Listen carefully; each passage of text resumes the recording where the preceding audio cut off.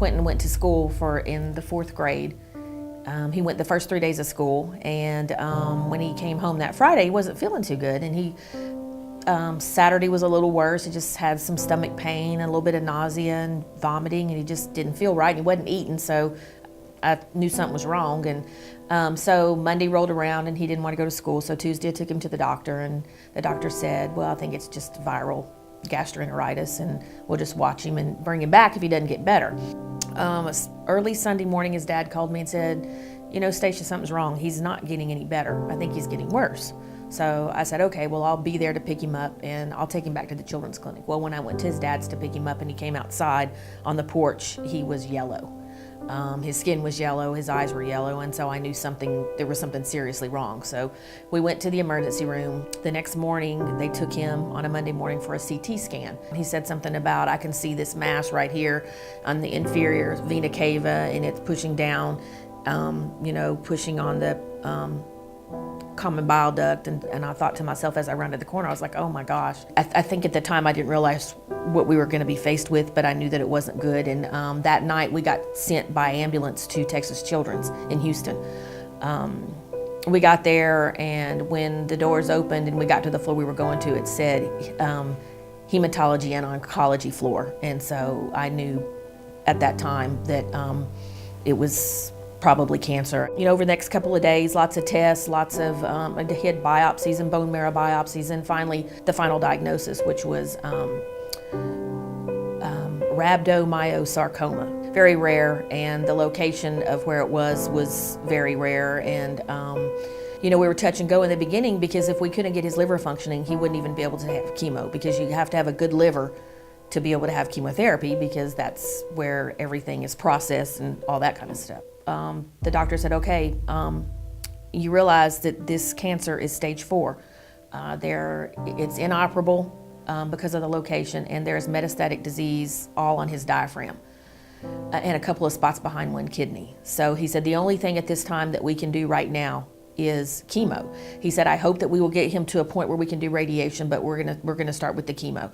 And this is the treatment, and it's 3 drugs. You get it weekly, and it's for 42 weeks. And he would get big chemo every 3 weeks, and in the middle every week would get little chemo, which was just this one drug. It was a 5-minute infusion. So we would have to drive all the way to Houston for this 5-minute infusion, get back in the car and come back home. I said, there's got to be a way to get this done at home. I kept seeing this sign as I walk out of my office, and it says quality health care right here at home. Meaning that everybody, and Christus St. Patrick Hospital prides itself on being able to treat everybody.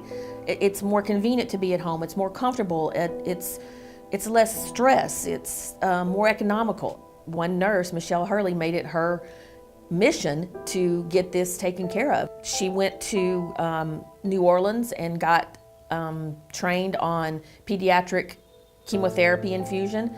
And she came back, her and one of her other nurses did that. She came back, she wrote up some new policies, and she was very comfortable doing it. We got word in November that Quentin was responding to treatment, and he was responding extremely well. All the metastatic disease was gone at that time, and there was only a small spot left where the original cancer was. And so we finally got it arranged where where we could get the treatments here at home. I mean, we did it on the 5th floor. Lindsay Fontenot and her team pulled together, and we got a room, and we would go up there once a week for 2 weeks and get the chemo, then travel to Houston for that 3rd week for the big chemo. At this time, Quentin's body kind of started failing on us. He would get really, run these fevers, and I began to understand as I understood the process of what happens with chemo. You beat your bone marrow down so much that it just can't respond. And the first 6 months of treatment, he did okay, but now it's starting to he's not responding so well. And then what was happening is, he would get sick, he would need blood or platelets. We would go in for 2 or 3 nights. He would get the blood, he would get the platelets, he would rebound, and he'd be okay.